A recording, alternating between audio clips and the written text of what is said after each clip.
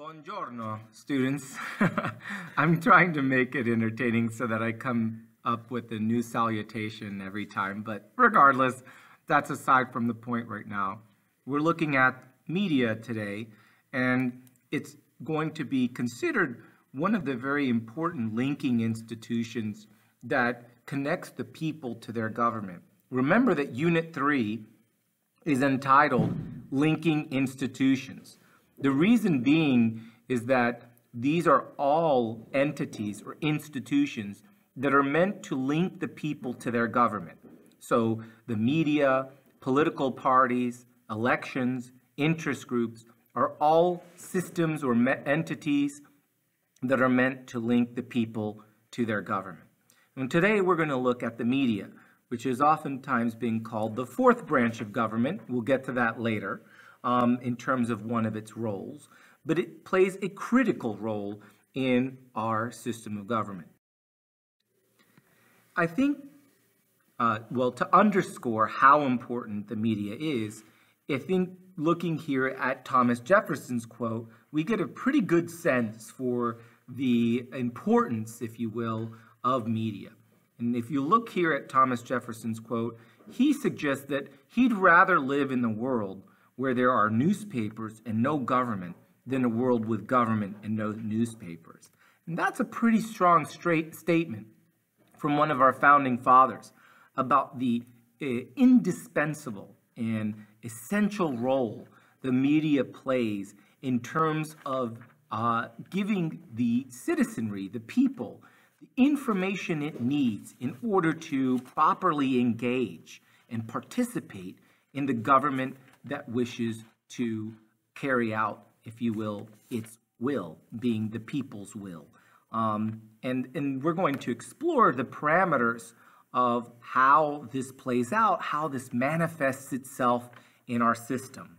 Let me say, of course, Thomas Jefferson, being the founder of perhaps the premier university in America, the, as we call it, the university, or AKA the University of Virginia. All right, well, with that shameless plug, we'll move on. As often is the case in media, we'll have politicians sometimes shamelessly plugging things, but nonetheless, my colleague here is under the delusion that University of Virginia is somehow better than Emory, which it isn't. But nonetheless, we'll continue. Here we have the First Amendment, right? I think another way of understanding the importance of the media is, frankly, looking at our United States Constitution.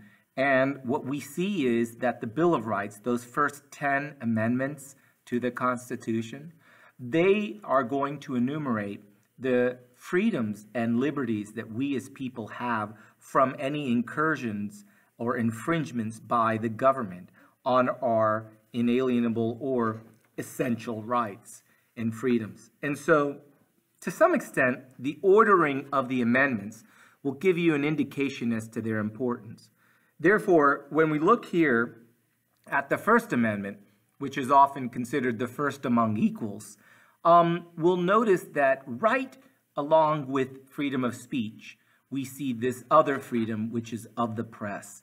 In other words, it gives you a real sense for the importance of this particular freedom, that it follows right after the freedom of speech. And it probably makes sense that it follows the freedom of speech, considering that, of course, freedom of press would include and encompass the freedoms of expression of ideas, of thoughts, and so on.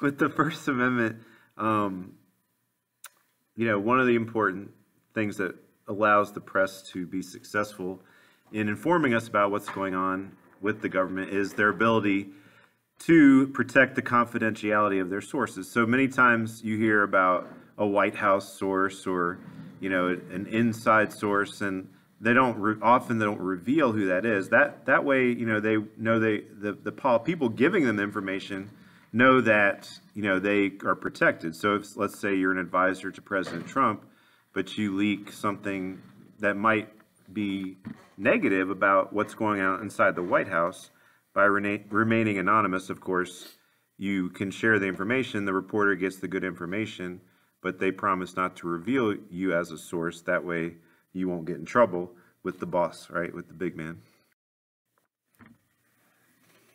We see these sort of dilemmas play out in the media in terms of the role of being the, if you will, the guardians of information and, if you will, reliable sources of information, as well as playing the role of commentary and giving us insights or perspectives, frankly, that may invite a little bit more subjectivity. And both roles are important, and unfortunately, in a supercharged political environment, we can see that the media can be used as a punching bag for either side in terms of forwarding a particular agenda. We should be very careful when we're looking at the media to evaluate the media on its own merits, not necessarily from the perspective of a politician or governmental official. Not that their opinion is invalid, but we need to understand that the role of the media, to some extent, is to indeed be somewhat antagonistic when it comes to the government or government officials. Not that it should be its sole focus, but part of its role is to certainly unearth or present issues that maybe the government isn't so keen on making readily available.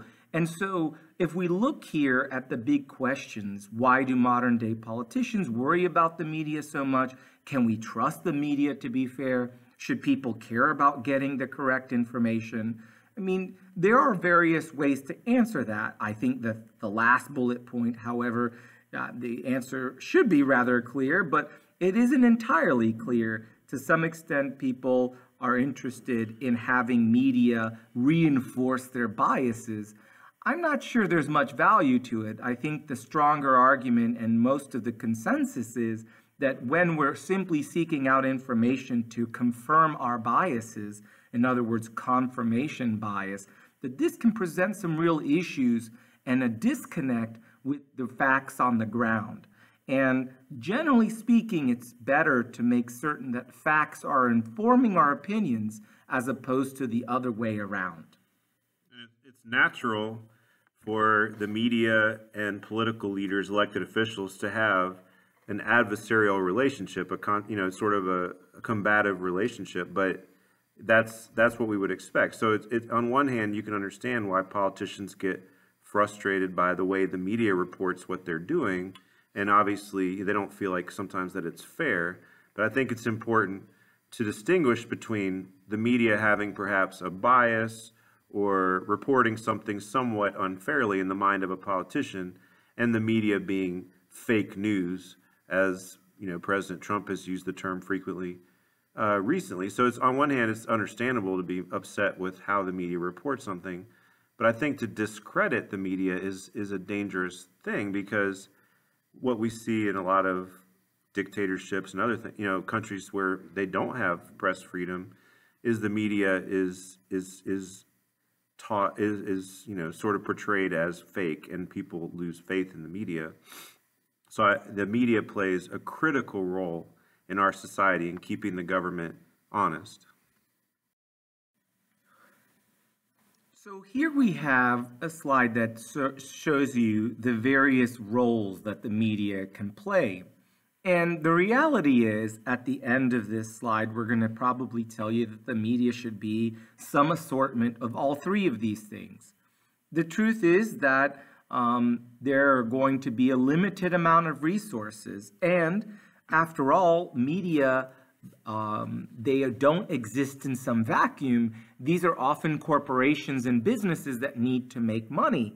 And so the way in which they interpret these roles can be affected by their end goal, which is to, again, remain solvent, but as well as make sure that they're guardians of facts and relaying information, if you will, to the public. So those multiple goals will factor into how these other roles are sort of manifested. And they're pretty straightforward. The scorekeeper role means that should the media simply just be there like an umpire calling strikes and balls? And in other words, are they just there, frankly, to let us know who's up and who's down? In other words, this ties in with the concept of horse race journalism. If you recall that from Unit 2, when we were looking at public opinion and polling, we talked to you about horse race journalism, which was a form of journalism that solely focuses on who's up and who's down in the polls. And so this notion of a scorekeeper sort of has the media playing a similar role, where they're simply reporting what the polls are showing and or, who seems to be making more headway in terms of getting closer to being elected than another candidate.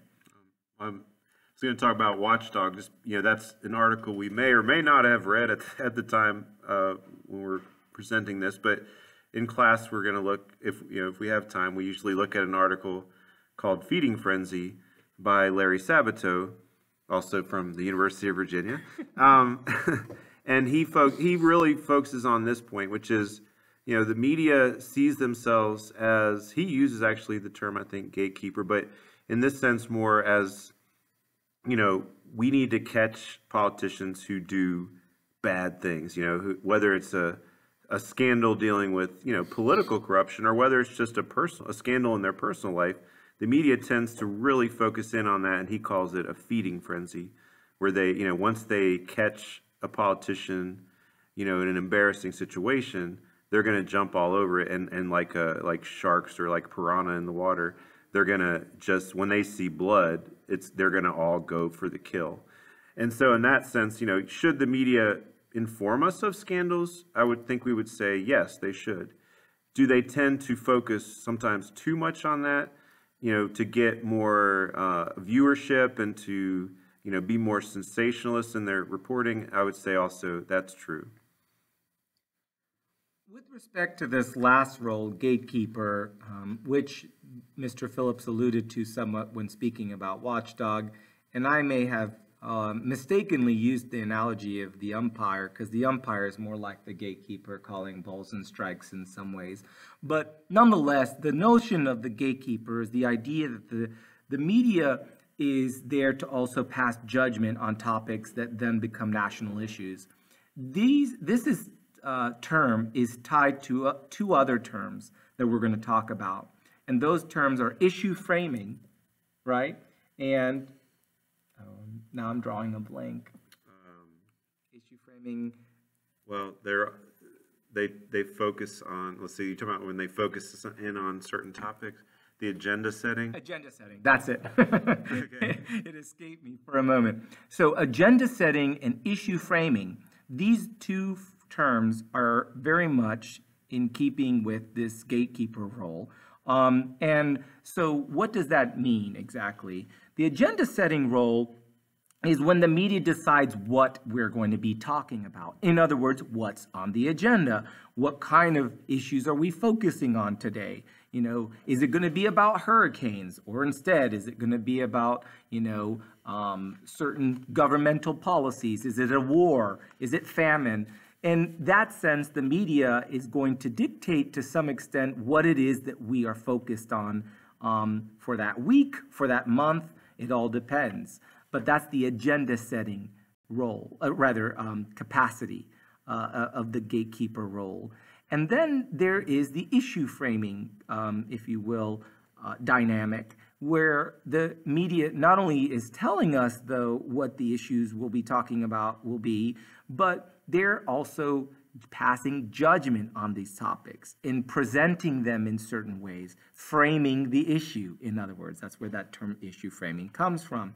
And this can happen in a variety of ways. You can frame the issue in a way that's biased, perhaps by trying to suggest a negative or positive spin on a particular topic, but it can be much more neutral in just that you present only two options, for example, or two perspectives on a solution, when in fact there may be multiple perspectives on a solution. But the fact that the media continues only to present two, we are led to believe that this is somehow a binary choice, or that there are only two camps when coming to a conclusion on this particular topic. And this is what Mr. Davila was talking about, just that, in fact, the media should do some of all of this, but perhaps sometimes they don't do enough of any one of the, in other words, they may focus too much on scandal instead of actually breaking down issues for the viewers. If they present issues and sort of the pros and cons, are they spending too much on more of a superficial look at, scandal, or, who's up, who's down, who's winning, who's losing? But unfortunately, they're catering to the audience, and oftentimes the viewers probably wouldn't watch a show that goes into great detail on the depth of an issue. They'd rather have sort of a quick summary, and then let's get into the scandal, or let's get into who's up, who's down, so forth. At this point, we're going to trace the evolution of journalism and media to give you a sense of perspective and context. It's important to remember that media didn't all of a sudden just become polarized, and I think that sometimes obfuscates the reality of the situation, because we are so quick to judge a particular site or source or outlet as, liberal or conservative, and what we fail to do is to really evaluate the merit of what's being said. Instead, we are evaluating who is saying it. And that's problematic, especially considering that our history is replete with examples of partisan press. I mean, if we look here at the very beginning even of our country's history, we'll notice that the very first types of press that existed here were purely partisan. I mean, you couldn't get more biased than literally newspapers or leaflets or outlets or magazines that advertised the fact that they were endorsed by and funded by, if you will, by one party or another. What's also interesting is that the types of people who would be consuming this information were largely very well-educated individuals. Back then, in order to, one, be literate, and two, even own any books or literature, you'd need to be very wealthy. In fact, having a library itself was a sign of wealth during this time. So the type of person that they were catering their messages to were elites, were people who were perhaps well-versed in philosophical or political philosophy, or not, but capable of it, or at least interested in it. And so you'll see that the circulation was rather small. It was expensive to buy. It was catered to elites. And it was look at this, it was government subsidized. I mean, we talk about bias today. In this case, we're looking here at certain particular newspaper outlets being subsidized by the government of the president, for the president's party. And, today that would certainly would not feel like right or justified to us. Now, starting in the 1840s, something changes. And I often ask my students at this point to contemplate what changes that necessitates or perhaps compels this change in the way in which press is developed and who it's catering to. And what you need to remember is that by the 1840s, a new group of people are now able to vote. By this time, we already have universal white male suffrage. Prior to this point, the people who were voting had to be property owners. Now, they didn't need to be property owners. They simply needed to be white and male, nonetheless. But that was increasing the swath of society that would need to be informed when engaging the political process.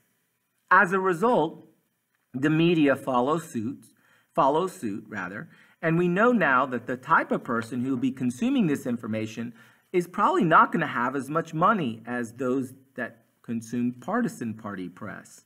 So we see the rise of penny/popular press. And we still have partisan views here. So we haven't gotten away from that trend. It's interesting, too, that you'll see it's a very mass-produced material.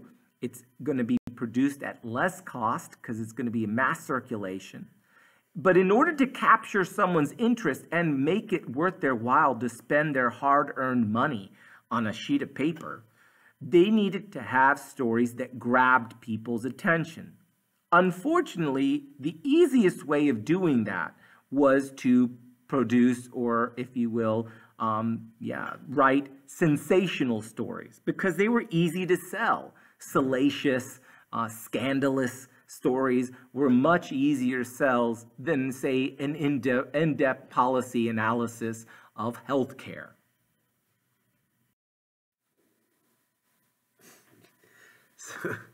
So two of the two lead media giants on this were Joseph Pulitzer and William Randolph Hearst, and so they kind of were the leaders of this movement with yellow journalism. I think it's somewhat ironic that we see the Pulitzer Prize today is given for excellence in journalism, but Pulitzer himself was one of the leaders of this yellow journalism, so it's a bit ironic. This is just what Mr. Davila was talking about. The Spanish-American War, largely, or was stoked. They stoked the anger about the sinking of the Maine, which helped lead to the outbreak of this war. In the 1890s and into the early 1900s, you see the rise of the muckrakers, and now the media starts to play a more watchdog role, and they expose corruption within the government and within society. So this was actually, to be praised. They uncovered problems in society. One of the most famous muckrakers was Upton Sinclair, who wrote a book called The Jungle. And in this, he actually was trying to expose, I guess the problems with the meatpacking industry, but it shows that these reporters would uncover, and people were shocked. He was actually, I think, focusing on the bad condition of the factories that people worked in, but people were really more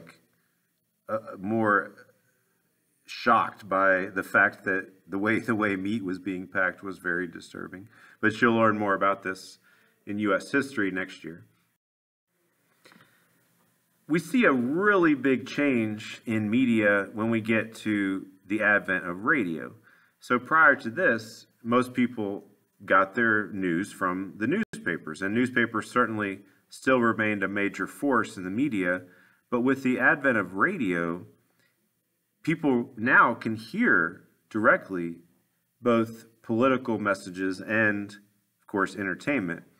And so a lot of people gather by their radio at night and listen to shows or listen to speeches. And although radio had been around before Franklin Roosevelt, FDR really sort of revolutionizes the use of radio to his advantage. So at night, they use this term fireside chats, where he would speak to the American public during the time of the Great Depression and give them reassuring messages about what he was trying to do to help them during the New Deal.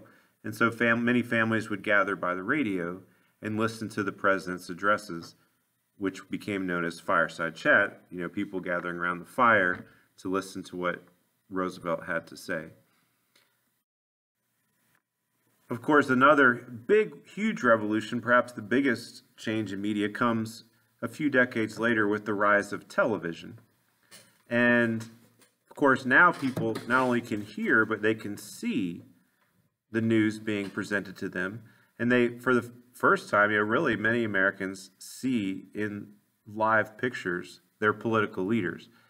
Now, the television, as far as government and politics, actually, starts to be utilized in the 1950s with advertising from, for instance, Dwight Eisenhower, and his opponent Adlai Stevenson, who both used television to help with their campaigns. But we usually point to the election of 1960 as a time where television really starts to play a big role in a presidential election. So in 1960, you had these famous televised debates between John F. Kennedy and Richard Nixon, and a lot of, it was a very close election, and a lot of people say, well, it was really these televised debates that kind of gave Kennedy the slight edge that he needed to pull off the victory, because in the debates, Kennedy came across much more favorably on television, both in the way he looked,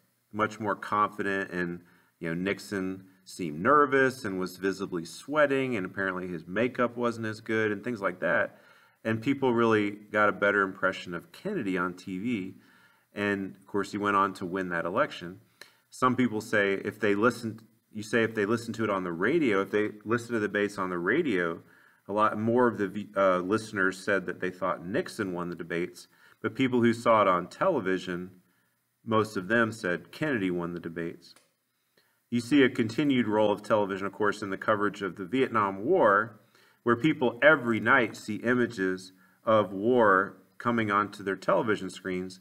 They see people dying and being carried off in stretchers and so forth. And this, that really changes the way people start to view war. And then, of course, continuing on to the present, where they cover heavy coverage of the presidential elections. And of course, whenever there's a crisis or a tragedy, many people tune in still today to television. And television is still the main way that Americans get their news.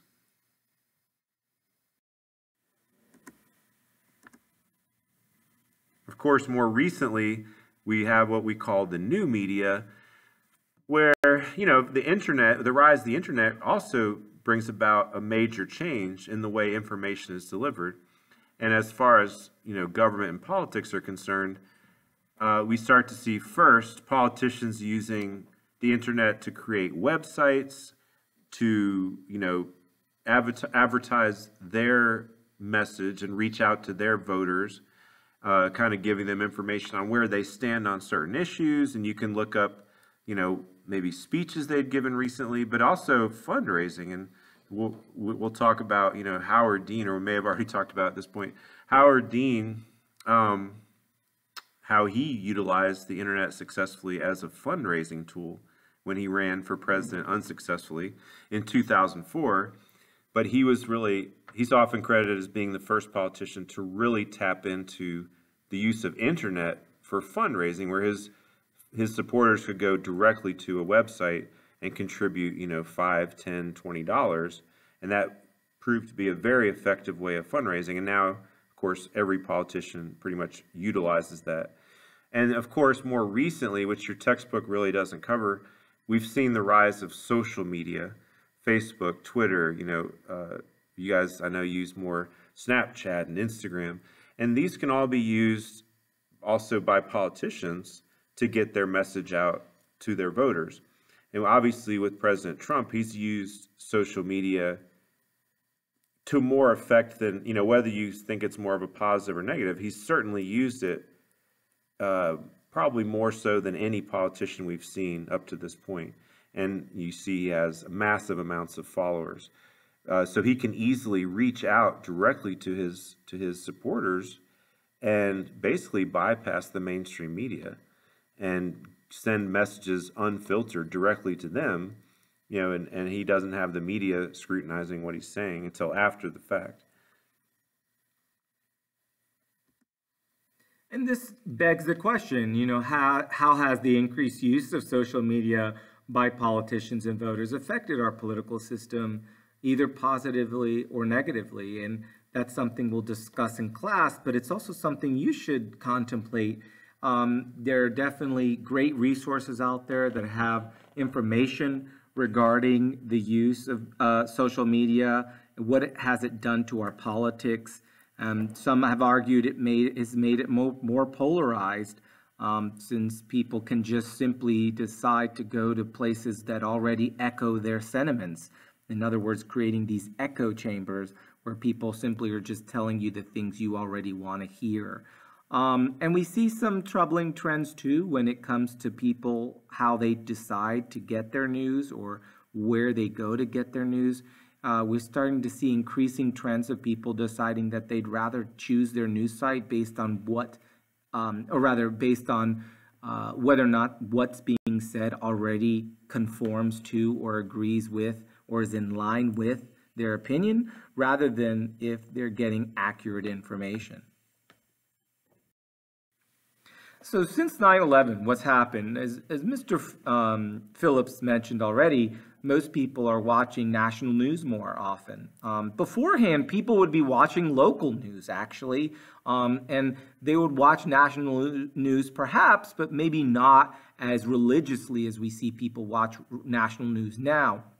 The other thing that's changed is the 24-hour news cycle, right? So nowadays, not only do you have TV, but you're experiencing things in real time, right? So when Challenger blew up in the 80s, people saw that happen in real time. And so the country grieved together.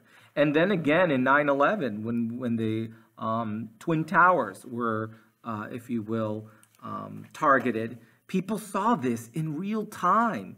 And this really galvanized a whole generation of people together. But the drawback of this has been that nowadays, politicians, they don't really have much time to think about their response. They're almost forced to respond before thinking, because if they don't, it will be too late and the media narrative will have gotten away from them.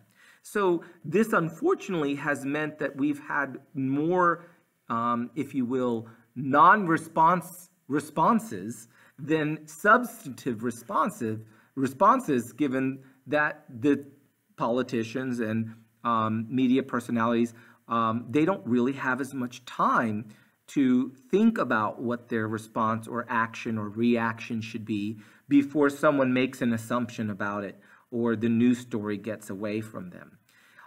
You can see here, though, with more viewers, you're more likely to have different viewpoints, and as a result, you've had increasing claims of bias. And the question is, has the news changed or have the viewers changed? I suspect it's probably a bit of both, right? I mean, to some extent, the news is going to respond to what the people or viewers are watching. So it's interesting, but there's a dialectic going on here. In other words, there's a dialogue, and both entities are responding to the other. I mean, while the news does indeed influence maybe what we're talking about it and how we're talking about it, the viewers will let the news know what sort of things are successfully sustaining their attention and what things aren't. And, the claims of bias may have grown, but the truth is that bias has always probably been present to one extent or another. And I often tell my students, while it's interesting to sort of perhaps investigate whether or not a particular media person or personality may lean liberal or conservative, that really shouldn't end our inquiry. In other words, whether or not someone liberal tells me it's raining outside or someone conservative tells me it's raining outside, that is an independently verifiable fact. I can determine if indeed what they're saying is true. We often forget that our job is not simply to determine if someone is liberal or conservative, but to determine whether or not what they're saying is in fact true or has merit. And that's really the goal here, is to make sure that we become critical consumers of information, that we don't just accept the information that's given to us at first glance, but that we do some research ourselves, that we sort of investigate whether or not these claims are in fact true, because some of these claims can be independently verified. And if you're struggling to do that, then there is cause to question the deliverer of that information. So we see current media trends in this case is being used rather liberally, I think. In this case, right, print media has been around for quite some time. It's considered the old guy, if you will, in terms of the oldest form of media delivery. Newspapers, journals, and magazines, and wire services. It's noteworthy here that these forms of media, while they enjoy some extraordinary protection, right, because it's an easier argument to say that the founding fathers, when articulating the freedoms of the press, meant those media that were available during their time were meant to be covered. That's an obvious link. It's perhaps a little more difficult when we're talking about media that didn't exist during the time of our founding fathers, like broadcast media, perhaps new media. And so there are court cases and discussions in academia still about to what extent do these freedoms of the press extend to these new media and mediums. Now, what's also noteworthy is that the print media, as a result of the evolution of technology, is going the way of the dinosaurs, as they say. It's dying in many ways. A lot of these outlets and newspapers have lost a tremendous amount of circulation, have been consolidated, and have had to go to solely online formats because there's just simply not enough people who buy newspapers anymore or who buy a physical magazine on news, at least, or politics anymore. And wire services, if you're wondering what those are services like the Associated Press or Reuters. You will see our Universal Press Incorporated, I think, is the other one. And the idea there is that these are actually wire services. They are the first ones to just get facts out, okay? If a hurricane's happening or someone got shot, the Associated Press or these wire services will send out these initial facts. And then CNN and Fox and others will take these initial, if you will, wire reports and then do some further investigating and reporting on them. Broadcast media, you can see here, includes traditional radio and TV stations, as well as cable and satellite. Now, what's important here, though, is that there are two categories here on purpose, okay? Now, traditional radio and TV stations, their signals are transmitted over the airwaves. Now, the airwaves, the people own. In other words, the public, the government own that. So, as a result, they have more control over what's being said because the medium by which they transmit this information is owned by the government, right? The radio signal or the TV station signals, those are sent over the airwaves, which the government or public or us, the people, we own those, okay? Now, that is to be contrasted with cable and satellite news or TV because those are privately owned mediums by which they transmit the signals or information for these stations via an actual cable. If you bother to look at your cable box at home, you will see there's an actual black or gray cable that is connected to that box in your TV. And so you'll see that this is owned by the media companies. Therefore, they have more liberties to decide what kind of information is provided on them. Now, finally, you'll see there's new media. So new media is also, if you will, the wild, wild west. If you think cable media had liberties, new media certainly does too. And what's interesting is that in both of these contexts, the cable media and the new media, there are a lot of things they can say and do that traditional radio and TV stations cannot broadcast or report on, okay? So new media, you'll see that we're going to look at a court case that established that the internet has the same sort of free protection rights that traditional or print media has as well. So we'll talk about that a little later. And that's just what Mr. Davila was talking about is, why is the FCC, the Federal Communications Commission, an executive agency, able to regulate the airwaves? And again, like he said, it has to do with the fact that the airwaves are public or publicly owned. And also, we talked about the Interstate Commerce Clause before, how Congress can regulate these things or make laws that give the authority to regulate these things because the broadcasts cross state lines. And that also, explains why they have this authority. And so here's the answer, because it's publicly owned, and also, like I said, because it crosses state lines.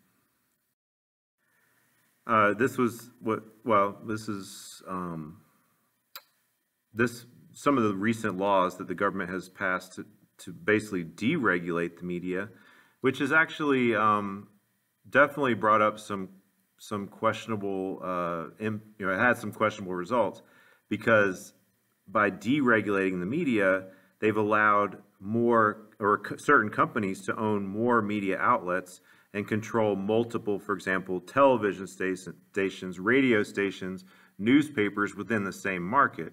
The problem with this, groups like Viacom or Time Warner or Disney, owning multiple media outlets is, do we really have, a diverse delivery of the news?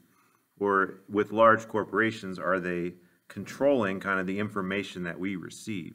In other words, does it weaken sort of the positive impact that the media has?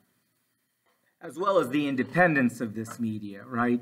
I mean, the likelihood of a critical story coming out on Viacom or Time Warner is going to be a lot less so if most of the media is consolidated under these big companies.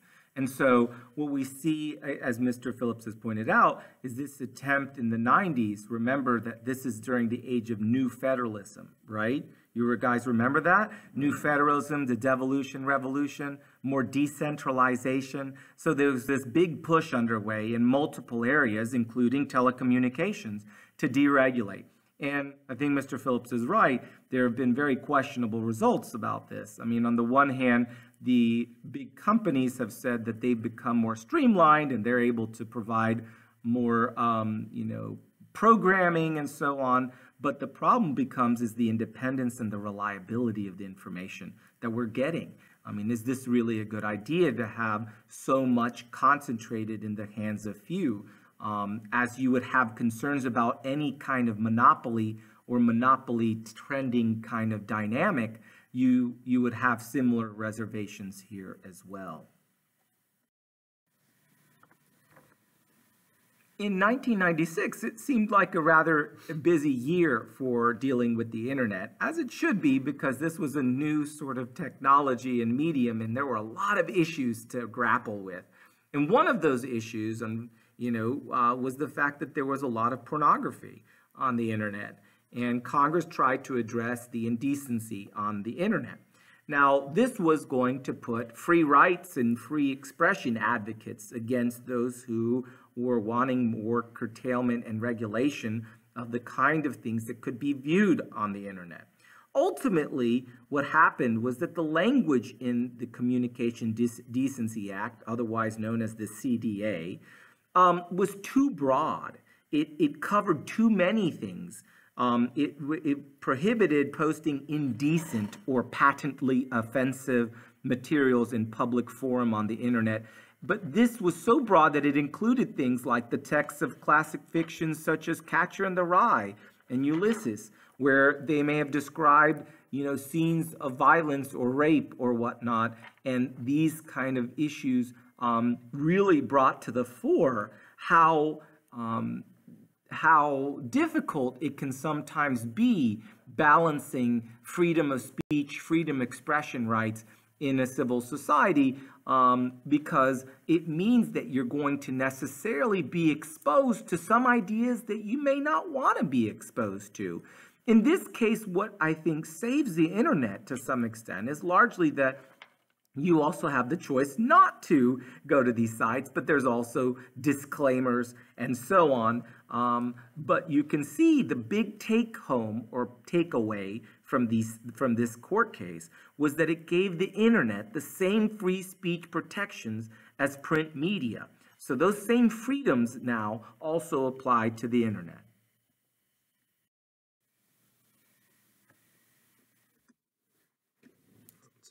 As Mr. Davila said, this law was declared unconstitutional because it was too broad and it had a chilling effect on freedom of speech.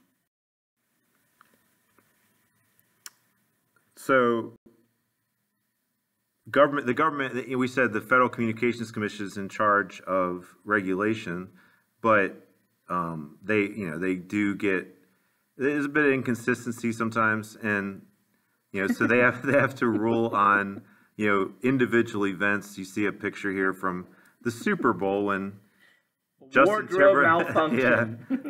Timberlake and Janet Jackson. Actually, I don't think I caught that one. It was happened pretty fast, but apparently, so she exposed herself, or he sort of pulled at her garments and exposed her on national television. Well, I mean, I think.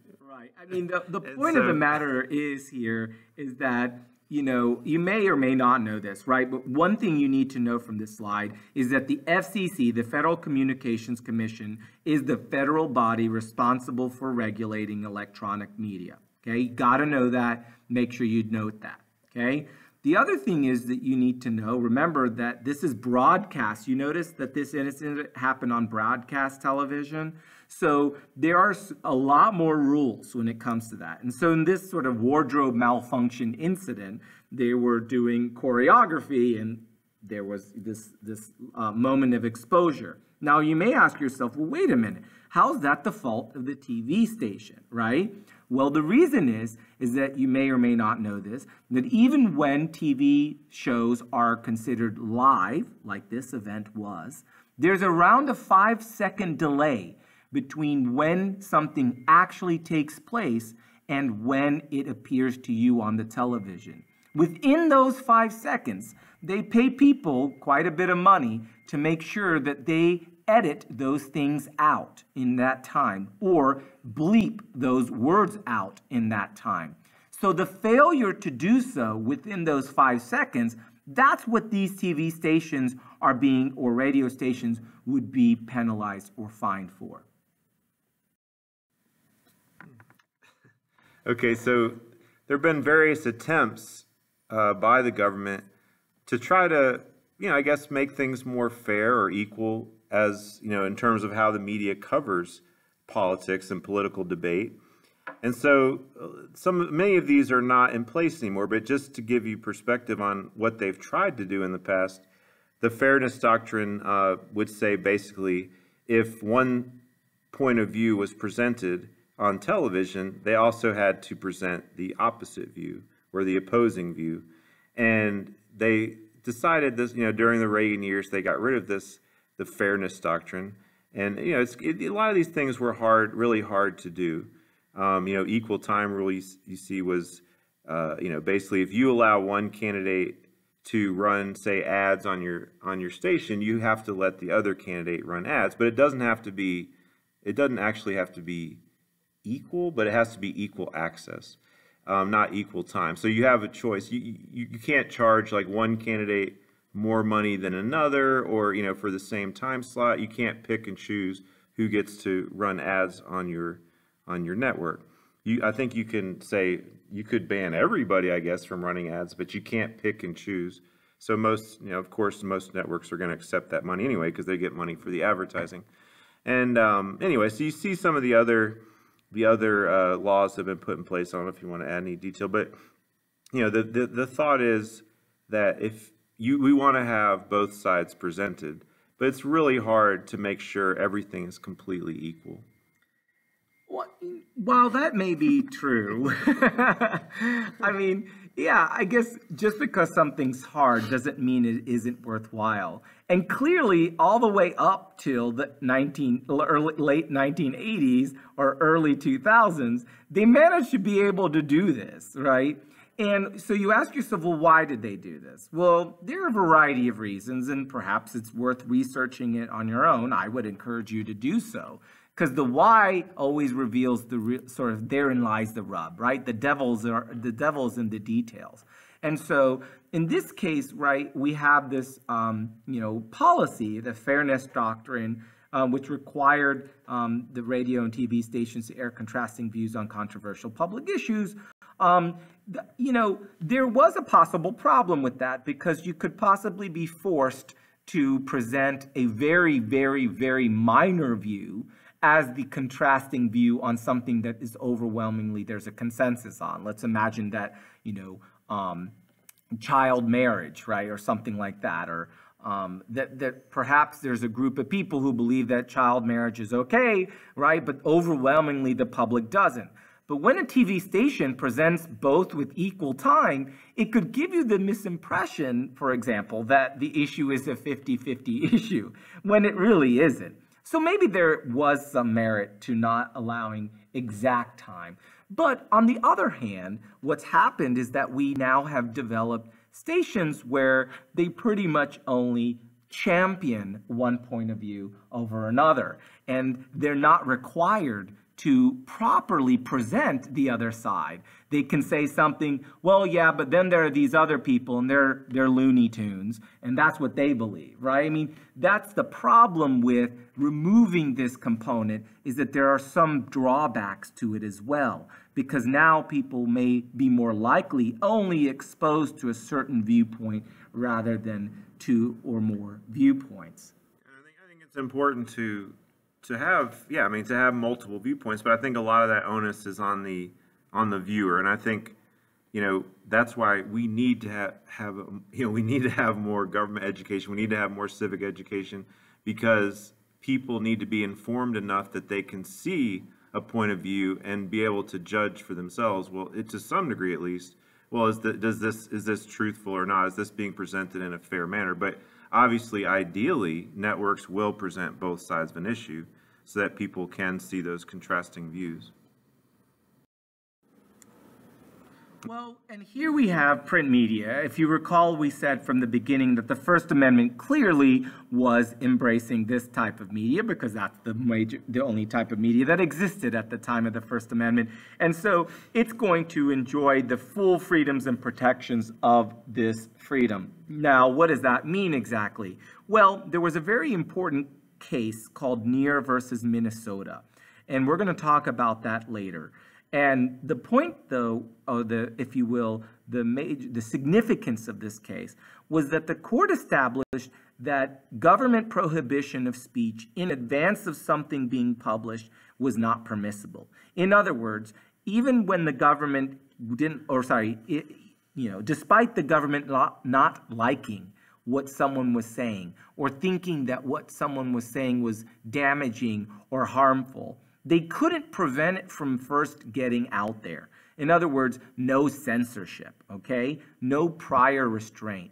What the court was basically saying is that, you know what? We would prefer to err on the side of the public vetting whether or not something is true. In other words, the court of public opinion should ultimately determine the validity of some statement, not whether or not the government considers this acceptable or okay or not, right? I mean, you can imagine why. Because if you look at dictatorial regimes or authoritarian regimes, that's precisely what they do, right? They prevent the publication of anything that's critical about them, so that all you're hearing about them are positive stories that can or cannot, or rather that may or may not be true.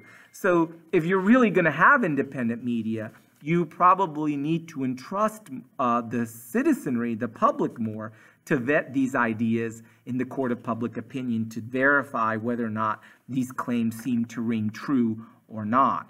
So in this case, we see the court clearly siding on this with freedom of expression or press, in this case, I should say, rather than allowing the government to regulate, okay? And we'll talk later on more in detail, but the remedy, you may ask yourself, well, then what can the government do if what was said about them was awful and not accurate? Well, the government, what they can do is they can sue after the fact. So the key here is that you can't prevent something from happening before the fact. You can only sue after the fact for what is called a libel claim. Now, there's both libel and slander, and we don't need to get into too much detail there. But libel is written defamatory language that is meant to, in this case, damage the character of a person, and there's some sort of harm or loss suffered as a result of this. And that is the remedy and the recourse of the government, and frankly, of private citizens as well as public citizens too. We'll talk about the difference between those later. So this is just what Mr. Davila was just mentioning, libel versus slander. Libel is written defamation and slander is spoken defamation. But we'll talk later again about how to prove libel as a public official is very difficult. And again, we want to give maximum freedom to the press. And I don't think we've said this so far, but really, when it comes to freedom of the press and the media, I always argue that this is probably perhaps the most protected right that we have, and how courts in our system, the judges, our courts have traditionally held almost across the board in favor of free media, and that's very important. We really value the right of a free and independent press. There was a case, with Jerry Falwell where he tried to sue, Hustler magazine, and I think it was, if I'm correct, it was an ad that they had actually an ad that was in their magazine, and it was, I believe it was like a vodka company that was, right. They were trying to make a correlation. Do you remember your first time like drinking their vodka? But they made a very much of a sexual innuendo comparing Falwell, his first time was with his mother in an outhouse or something, and but they were referring to apparently that's when he first tried the vodka that they were selling, which of course I'm sure wasn't true either, but they made it seem very inappropriate. And of course Falwell sued, saying that they had implied that he was having inappropriate relations with his mother in an outhouse, which of course would, under normal circumstance, be considered libel and certainly would damage your character or your reputation. But what the court ruled was actually he could not sue because it was meant to be, I guess, a satire, yes, or it was not meant to be taken seriously, right, and no reasonable person would take it seriously. And so you see, even in an outrageous case like that, where you would think, well, clearly his reputation was called into question, but it also has to be believable, and it has to be something that was meant to be taken seriously, which obviously this was not. So again, the freedom of the press is really, highly, highly protected in our society.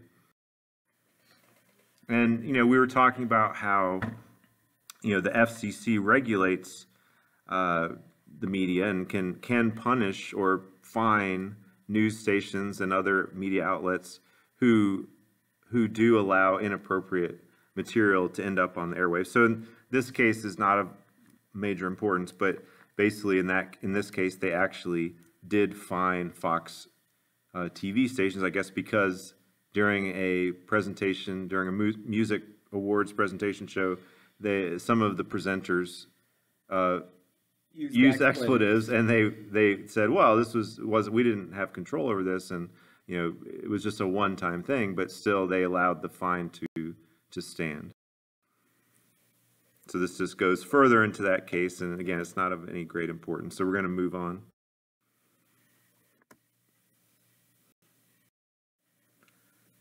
All right, so I'm sure you guys already know about this, which these two channels, I'm sure you guys DVR this stuff and watch it.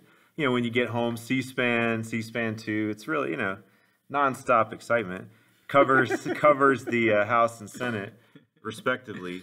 And so these channels were put in place to allow the public to have more direct access to what's going on in Congress.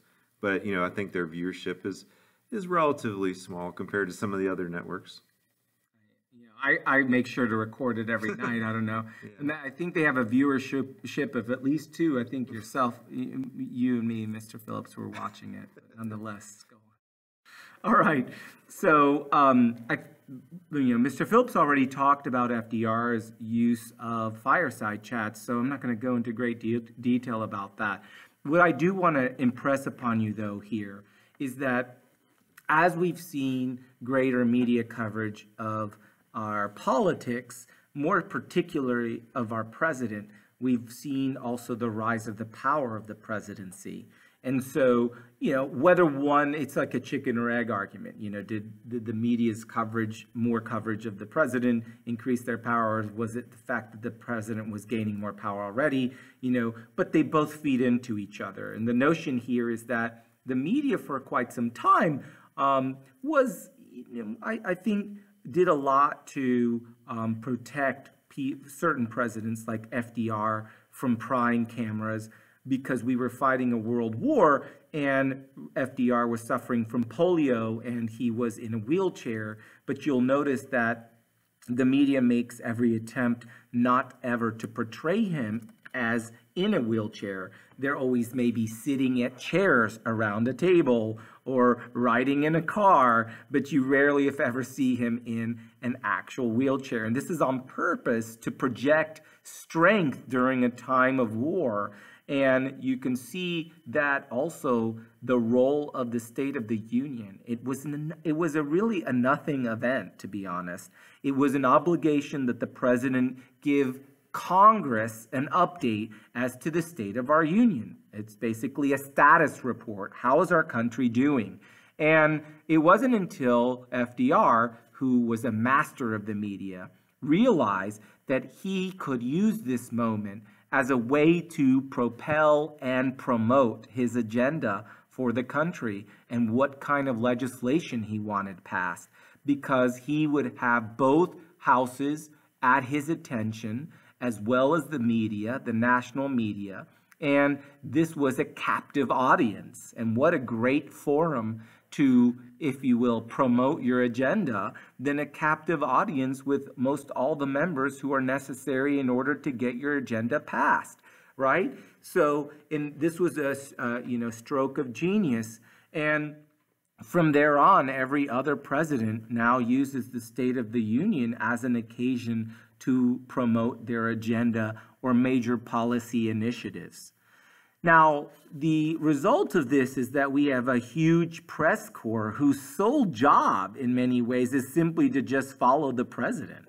The daily press, Washington press, if you will, the White House press, I should say, and they're usually updated by the press secretary. I say usually because of late that's been a touch-and-go situation. The press secretary sometimes decided not to give a daily update. That has been typical practice up until now. On the campaign trail with candidates, also we've seen the press follow the various candidates. There's a good documentary of one that follows George W. Bush, which was rather insightful. I thought it was a pretty good documentary of reporters following a candidate on the campaign trail, giving you some insight in it. Journeys with George. Journeys with George, that's right. So this is, an interesting development. But it shouldn't surprise us given the prominence and the power of the presidency now. Certainly the press is going to follow them. So with the media, with the rise of course we are newspapers, but now even more so with television and now social media, Teddy Roosevelt was credited with coining the term, bully pulpit. And bully meaning not like a bully who picks on someone, but bully meaning like really good, like an excellent pulpit, like where a preacher would preach from. That the presidency allows the president to reach out to people through the media like really no other position in our country. And there used to be a commercial when I was younger, probably Mr. Davila's too young for this to remember, but it was, I think it was E.F. Hutton. I don't know, but when E.F. Hutton talks, people listen.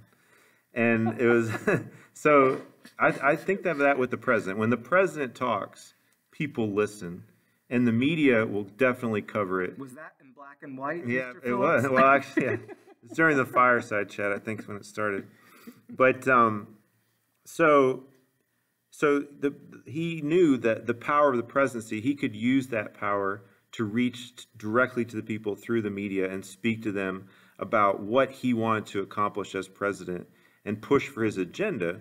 Whereas if a member of Congress holds a press conference, unless it's about some scandal that they're answering questions about or something like that, you might just have a few reporters and it gets very little coverage. When the president gives a speech, as you guys have probably noticed, maybe the TV show you're watching gets interrupted and you get mad about it, but when the president talks, it gets much more attention. So it's an excellent platform.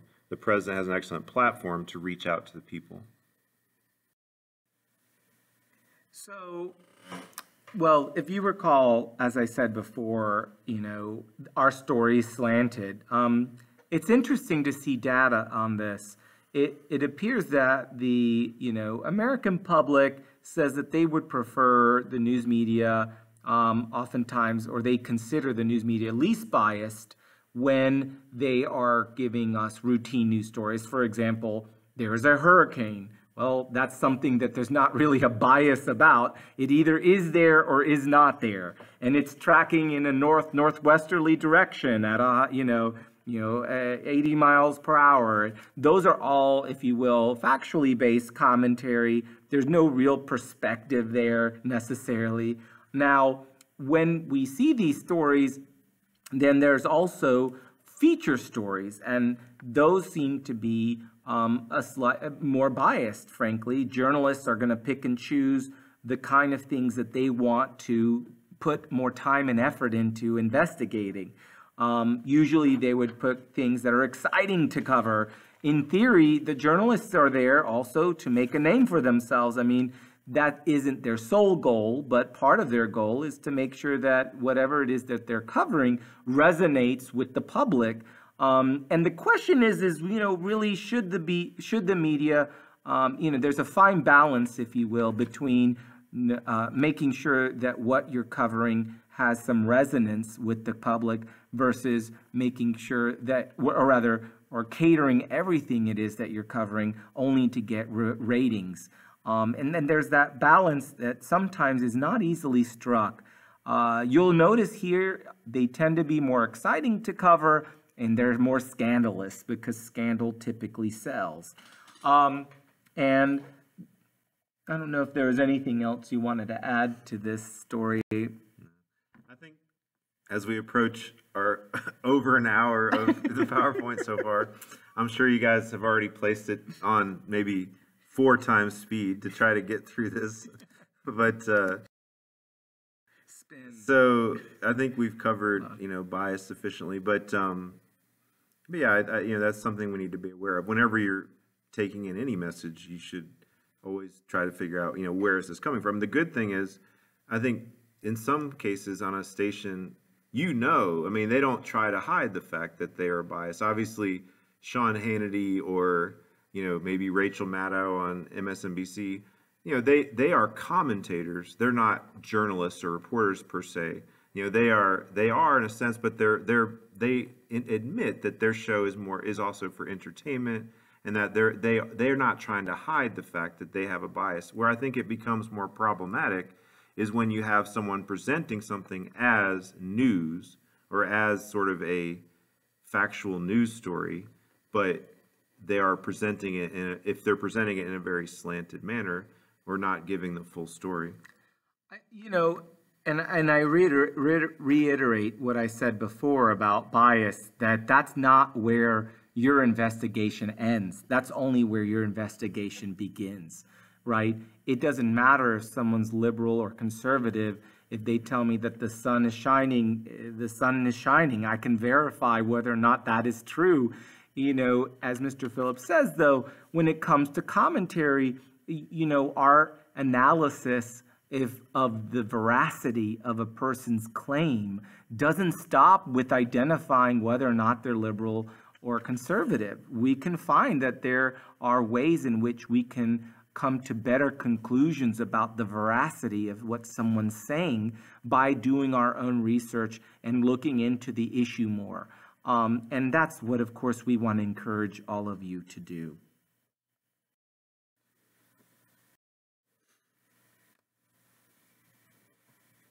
Well, I mean, the question always exists, should the government place then constraints on journalists? Or have they gotten too wild, too biased?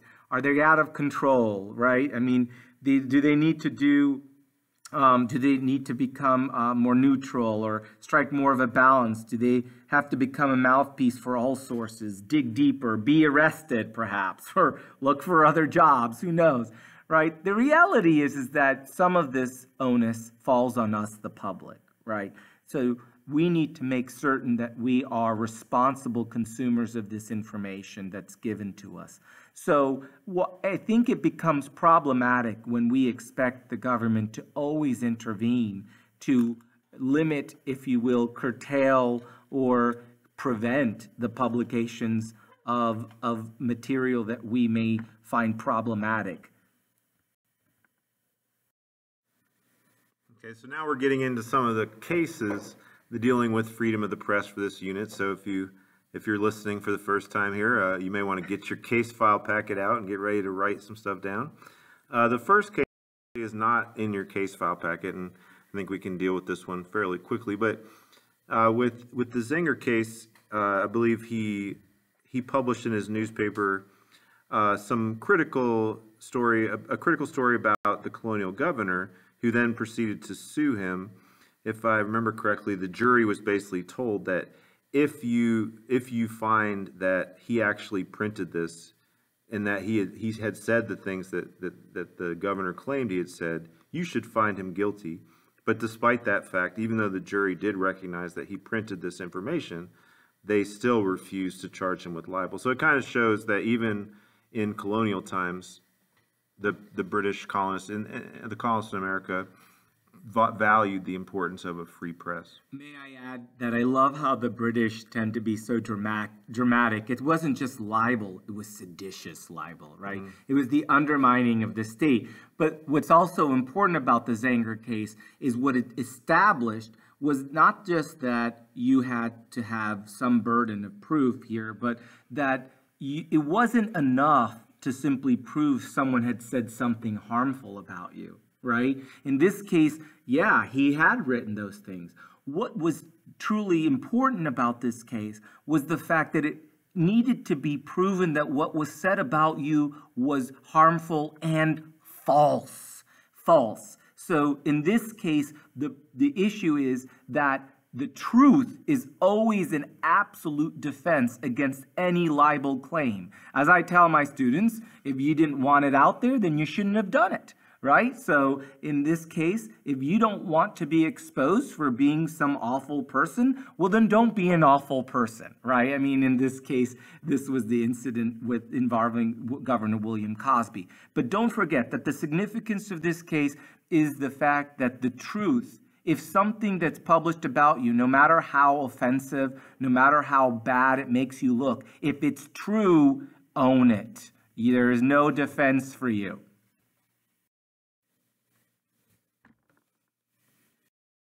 Okay, so New York Times versus Sullivan. This case deals with that same issue that Mr. Davila was just stressing. You know, even in this case, though, we're going a step further. So in this case, the New York Times allowed for an advertisement to be published in their newspaper that had been taken out by some African-American ministers, and where they had criticized the actions and policies of the Montgomery Police Department. And L.B. Sullivan, who was a city commissioner, he filed a libel suit because he said some of the stuff that they claimed in their ad was false, and therefore, you know, was also libel, you know, an incident of libel, because they had called into question I guess the actions of his police officers, which would reflect poorly on him. And so he said, well, okay, this ad had some falsehoods in it. And apparently it did have some falsehoods in it. But does that mean then he should win his libel suit?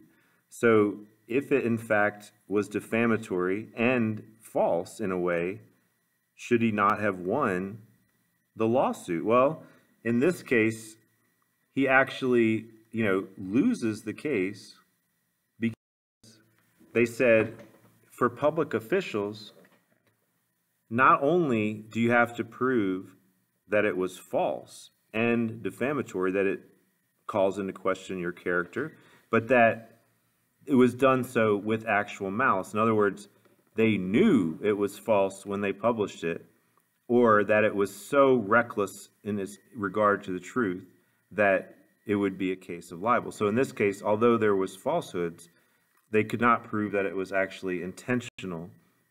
And so you have a very high standard that public officials must meet to prove libel. And again, this shows that the freedom of press is sacrosanct. It is very highly protected. And that, so as a public official, not only do you have to prove that it was false, not only does it have to be defamatory, but you have to basically prove that it was done with malice, that they intended to lie about you, that they knowingly lied about you. And that's very hard to prove. So because we don't want the press to be afraid that every time they criticize a politician, they're going to face a libel suit. That's what we call in the legal world a chilling effect, right? In other words, as a result of the press always being fearful that even if, a minor fact is incorrect or inaccurate, that they then will be sued, then they're less likely to publish anything critical about anyone, right? And I think it's worth pointing out that, Alabama had a horrible track record when it came to the treatment of civil rights leaders, and that the falsehood, or if you will, the technical falsities of this publication were minor. They weren't huge. In other words, they didn't go to the crux of the argument, right? So what was being claimed of Sullivan's police department was for the most part accurate, whereas if a minor detail may have been inaccurate, that the court said that that's not enough to really take down this kind of publication or this kind of, if you will, advertisement. The problem was that Alabama's libel law was so weak that pretty much any claim that had a minor factual error could be dismissed. And I think it's important to understand here that, think about these public officials. Do you think they're going to make it easy for you to find bad things out about them? Do you think that they're going to make it transparent what it is that they did wrong on what day? Now, should it matter that on what day what they did wrong was the Saturday instead of a Sunday? No, I'm not saying all of these cases turn just on something like that, but in a lot of these cases it could, where a minor technicality could basically invite a huge lawsuit on a newspaper or news outlet, and while the majority of what's being reported is in fact true. And if you recall at the beginning of our conversation about the media and the freedom of the press, that there was a premium put on making sure that the public at least gets to hear the information to vet whether or not it was true. And boy, there was plenty of videotape and radio stories about what was going on in Alabama, and that people would be more than well equipped to make a rational conclusion about the veracity of these claims. Right, but you look at, say, with Donald Trump, for instance, early in his presidency, and Donald Trump is notorious for threatening lawsuits against people who say bad things about him. But as president, he always, as a public figure, he's going to have a higher burden of proof to prove libel. And so he often threatens lawsuits but doesn't follow through. The example I was thinking of early in his presidency was a reporter apparently incorrectly reported that Trump had removed a bust of Martin Luther King Jr. from the White House. And you could argue, well, if that is under normal circumstance, maybe that could be, defamation. And if in fact it was false, maybe a normal citizen would be able to prove or sue for libel. But as president, Trump would absolutely not have a libel case in that situation, because he would have had to prove that the reporter, although the story ended up not being true apparently, he would have had to prove that the reporter did it maliciously, that he knew it was false or did it purposefully to discredit the president. And to underscore one last point here, because I know you're like, oh my gosh, you beat this to a deadly pulp, right? A bloody pulp. No, it is to suggest, or rather it is to state that, yes, that you have to prove that this publication was published with actual malice or malintent. But the reasoning being also that a public figure has the ability and access and power and influence to defend themselves in the court of public opinion in a way that you and I, a private citizen, do not, right? So in the case of a public official, they have, when they have a news conference, they have news contacts and people who will follow and print what they say, or media that will follow what they say, or they'll have agents that, their PR people will handle, the response, so that they have a arsenal of resources available to them to protect themselves or to present the counter narrative in the public so that their position may be heard and considered.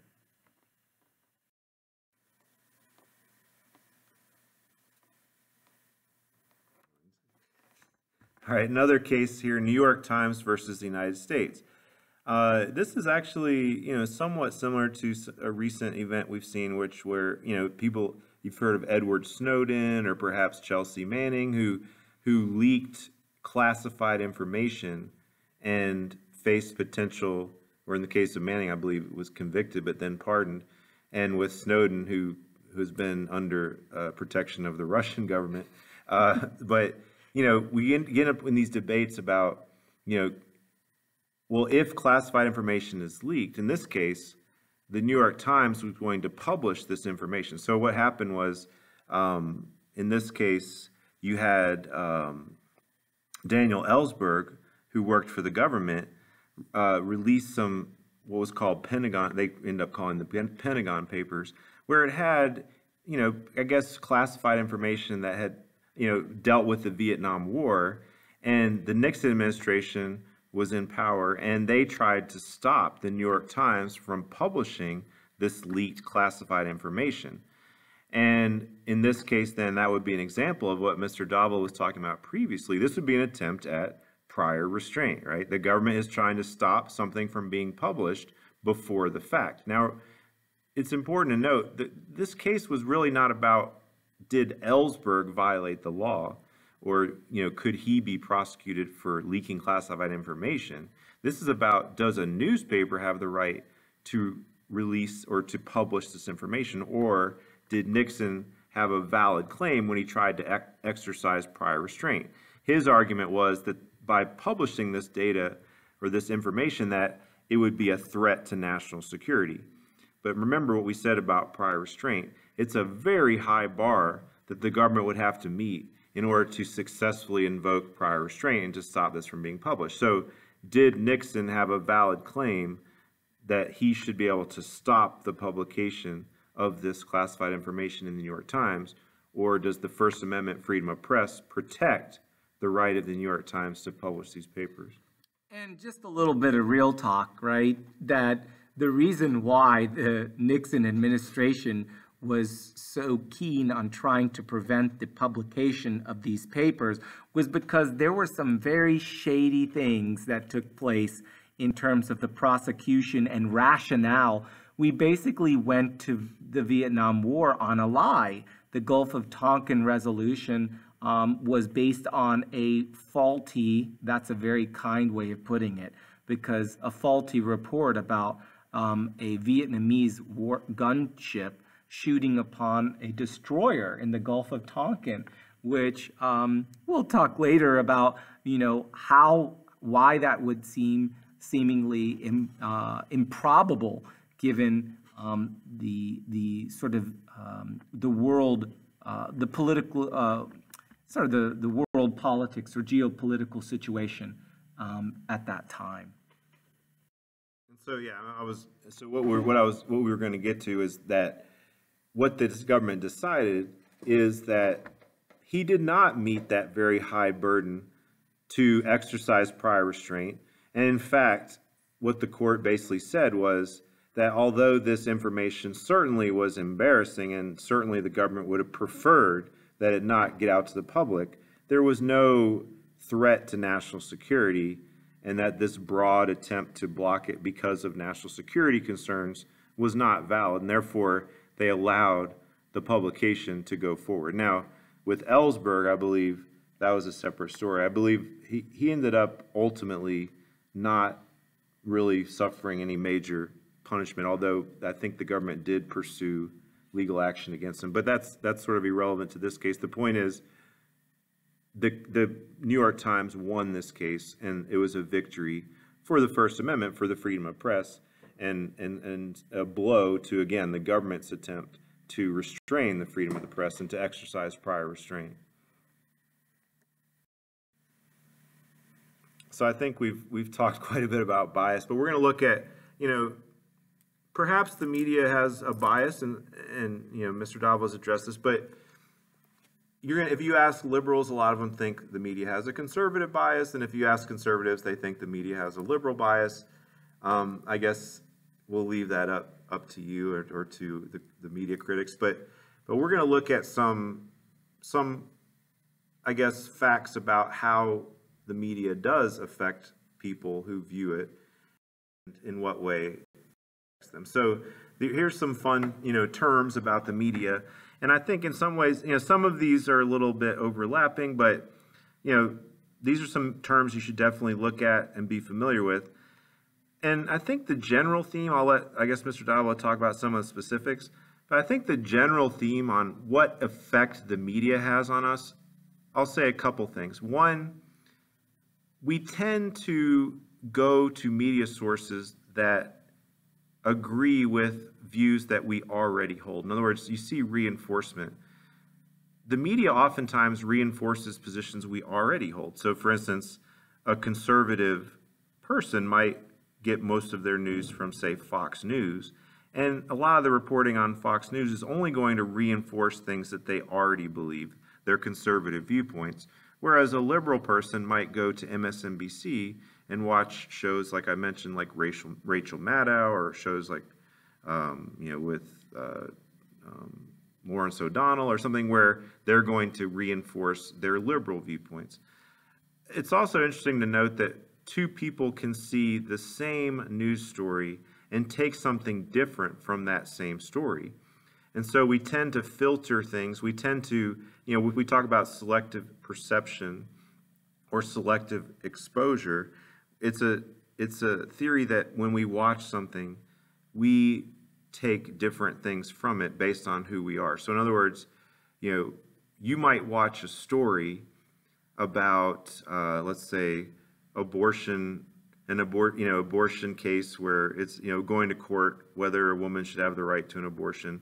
And you watch the same story, and one person might think, wow, that case was really, that woman really was fighting for her rights, and that those rights should be protected. Another person might see that same story and see it as, wow, this woman is really in the wrong. She's trying to get an abortion, and that's bad. That's, killing a baby or something. And so you could watch the same news story about an abortion case, and the two viewers would take something completely different from that story.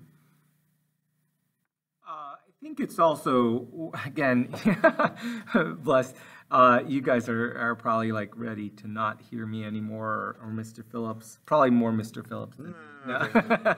Anyway, no, I just want to say that it's important to remember that, whether someone is liberal or conservative, that doesn't immediately discredit what it is that they're saying. right? So, and my students know this, and I'm sure, Mr. Phillips, you've talked to them too about equivocation, right? We don't want to equivocate. We don't want to say that everyone is doing the exact same bad thing at the exact same rate. It's really important for you guys to do your own research, for you to look into these matters more, right? I gave the example to my students, there are people out there who say, well, look, here's this person, they stole a piece of gum, and here's this person, and they stole a child. See, they're both bad because they both steal. Well, that's an egregious, right,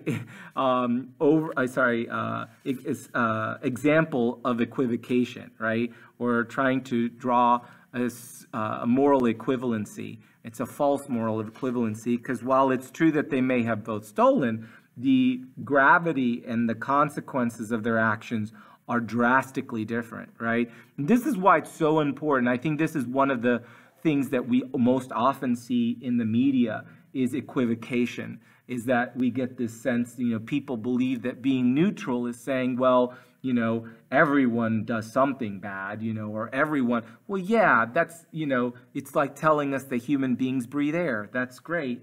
Thanks for the, for the update, Captain Obvious. But the reality is that we're not doing the exact same things in the exact same way, and those things can often matter. And it requires a little bit more of digging into and researching and figuring out. And that's really our goal, is to give you the tools to do that for yourself. Okay, so Mr. Davila touched on these things earlier. So a couple of more, these really important terms you need to understand. And, so the common theory amongst scholars is that, the media doesn't have maybe as big of an effect on our political opinions as one might think. Certainly the media does help shape our opinions, but it kind of depends on, do we know much about that issue? If you're already, say, if you support, say, gay rights or gay marriage, you're not going to see a story on it and suddenly change your viewpoint on that because you have a well-established viewpoint on that already. But if it's a story on, say, the war in Syria, and you really don't know much or if anything about it, and they present it as maybe an unwinnable war and why is the U.S. involved there, or if they present it as, wow, look at the Syrian people, how much they're suffering, and the United States really needs to do something to help these people. The way it's presented can affect whether or not you agree with that viewpoint. So, in other words, that's where we get into this issue framing. As if it's a story that you don't know much about, like foreign policy or something, you're going to be more influenced by what the media says. So, in this case, they give the example of a KKK rally, and that, of course, unfortunately, was something we saw very recently in Charlottesville. Do you present this as, oh, look how our country is so great because we believe in freedom and we allow these groups, as offensive as they might be, to still speak and express their opinions? Or do you present it as, wow, look at this group, they're really evil, they're promoting hate and violence? How you frame the story as a reporter could influence the way people view that issue. And so there, in that sense, you can be influenced in certain cases. Now, agenda setting, as Mr. Davila already mentioned, this is the media really, as opposed to telling us or determining what we think, I think it's more that they determine what we're thinking about and what is the hot topic that's in the news. And you see this, very prevalently with, what stories are being covered. If you watch the nightly news, which I know mainly that's older people, even I don't watch, like even Mr. even I don't watch the nightly news. My dad, though, does, and he usually falls asleep before it's over, but at least the 11 o'clock news. Like I am right now. Thank you. Just kidding. So, but agenda setting, if you watch the three main networks, you would see very similar storylines that they're covering. And so what are we talking about around the proverbial water cooler, at work? What's the hot topic? And so obviously recently it's been, the hurricane and the rain and the natural disasters that have affected Houston and other areas around that region. You know, that was the big story. But And now there's 3 more hurricanes. Yeah, and so that dominated the news coverage for several days. But then before that, it was, you know, maybe the violence in Charlottesville, and so but now nobody's talking about that really, you know, because the media has moved on to something else. So they have a huge influence on what we're thinking about, what we're talking about, based on what they're covering. And this is what I already mentioned, you know, that reporting mainly would influence us more in areas where we don't have a strong opinion or where we don't have much knowledge. And so when people talk about a biased media, I mean, most people are not going to be swayed. You know, the more informed you are, which we're encouraging you guys to be, you know, the more you do your own research, the more you already have a firm opinion about an issue, the less a news story is going to affect or change your opinion. And this is a fun graphic here that, you know, it tells you where people get their news. What's your main or preferred source of news? And I believe they could select, you know, actually you could select, I believe, more than one. Mr. Phillips, are you in the 65 and older category? Not quite. No, I'm still in that 30 to 49, but barely. But you notice that across all ages, television is still their main source of news. But look at the younger people versus the older, the very youngest demographic versus the oldest. And you notice that television is a more prevalent source of news for older people. And when you look at the internet, notice that for younger people, although it's not the majority of where they get their news or their preferred news source, it is still much higher than those in the 65 and older category. So television is still the main source of news for everyone, but it's becoming less so for the younger generations. And certainly also if you look at print media, you know, who still gets newspaper subscriptions? Again, my dad, you know, who's in his 70s, still gets AKA Mr. Phillips. The daily newspaper. I stopped getting the newspaper a few years ago because I'm young and hip and cool.